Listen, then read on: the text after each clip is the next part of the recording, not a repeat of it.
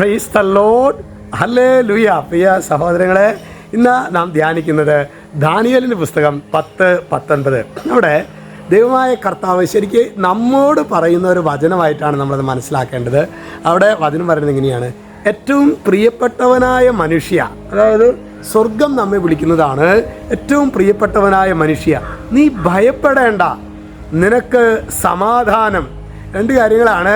ഏറ്റവും പ്രിയപ്പെട്ടവനായ മനുഷ്യ, നീ ഭയപ്പെടേണ്ട, നിനക്ക് സമാധാനം. നമുക്ക് പ്രിയപ്പെട്ടവനായ മൈ ഡിയർ, അങ്ങനെയാണ് പറയുന്നത് അല്ലേ? പ്രിയപ്പെട്ടവനായ മനുഷ്യ, നീ ഭയപ്പെടേണ്ട, നീ ഭയപ്പെടരുത്, നിനക്ക് സമാധാനം. എന്നിട്ട് പറയാണ് ശക്തനും ധീരനുമായിരിക്കുക. അത് പ്രിയ സഹോദരങ്ങൾ, ഒരു അഭിഷേകമാണ്. ഈ ഒരു കാലഘട്ടത്തിൽ നമ്മളെ ഭീരുത്വത്തിൻ്റെ വഴിയിലേക്ക് തള്ളിയിടുന്ന ഒരു സ്പിരിറ്റ് ഈ കാലഘട്ടത്തിലുണ്ട്. എല്ലാ മേഖലയിലും. ഇത് കുഞ്ഞുങ്ങളായിക്കൊള്ളട്ടെ, യുവതിയുവാക്കന്മാരായിക്കൊള്ളട്ടെ, മുതിർന്നവരായിക്കൊള്ളട്ടെ.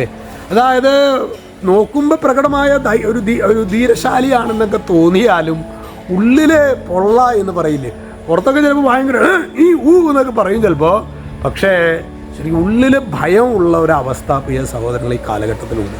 നമുക്ക് ഇന്ന് ഈ ആശീർവാദ വേളയിൽ ദൈവമേ, നമുക്ക് ഈ ഒരു ഇത് ഈശോ എന്നോട് പറയണ വാഗ്ദാനമാണ്. പ്രിയപ്പെട്ട മകനെ, പേര് ഓരോരുത്തരും ചേർത്ത് വയ്ക്കണം.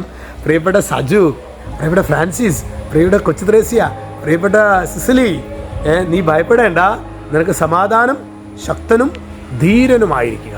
ഓ ദൈവമേ, ഈ വചനത്തിൻ്റെ ഒരു അഭിഷേകം പെരുമഴയായി ഞങ്ങൾ കത്തിപ്പടരട്ടെ, ഇപ്പോഴും എപ്പോഴും എന്നേക്കും. ആമേൻ.